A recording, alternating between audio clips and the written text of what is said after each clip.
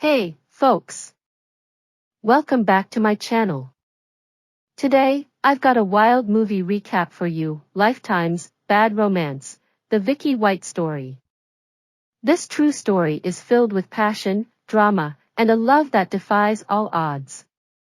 So, grab some popcorn, and let's dive into this roller coaster of a tale. Our story begins with Vicky White, a woman trapped in a monotonous life, working in a prison. She spends her days shuttling inmates between the courthouse and the jail, and her evenings checking in on her ex-husband and her mother.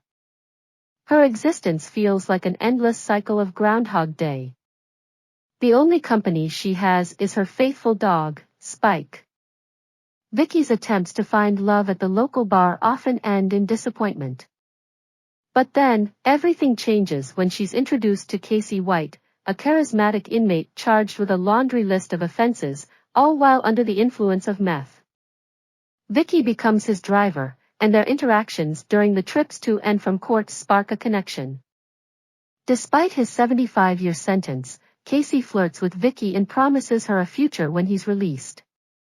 Vicky finds herself daydreaming about Casey, but things take a dark turn when he attacks a guard during her absence, landing him in solitary confinement.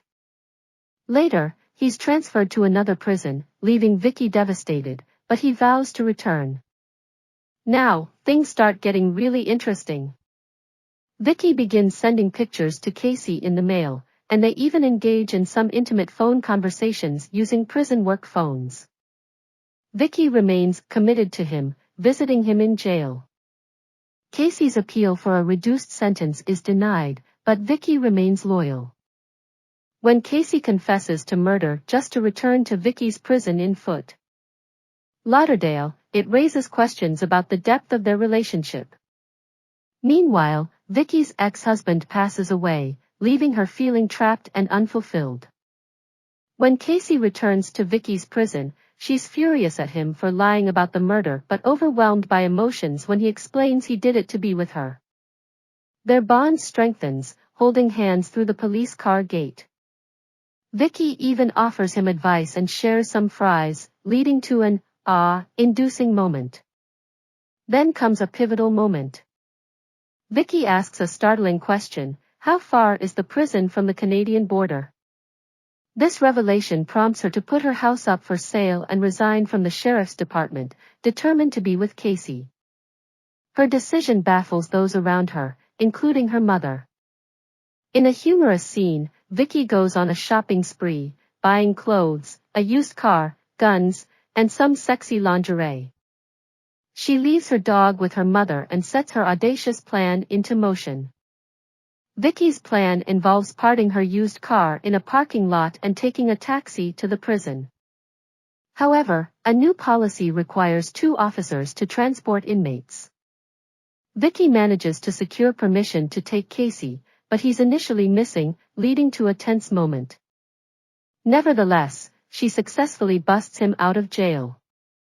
As they hit the road, they face the dilemma of whether to head to Canada or Mexico. With every police car they pass, Casey gets increasingly anxious. Vicky reassures him, but as they continue, Casey starts doubting her plan, and their actions only draw more attention. The situation escalates when the cops find the abandoned police vehicle, sparking a nationwide manhunt.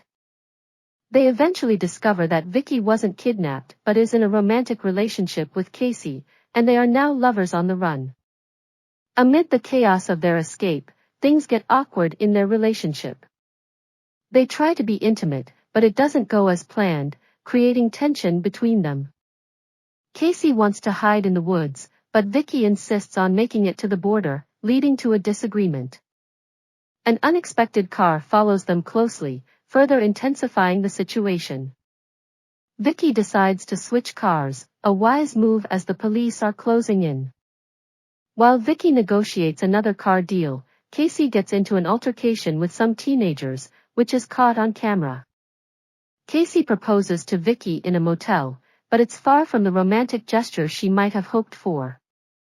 They watch news coverage, and Vicky believes they've outsmarted the cops.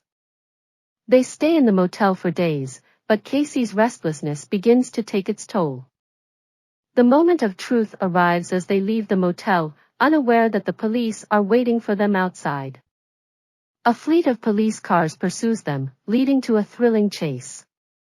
In the midst of the chaos, Vicky and Casey's escape takes a tragic turn. Their car flips, and Vicky is badly injured, knowing she won't make it.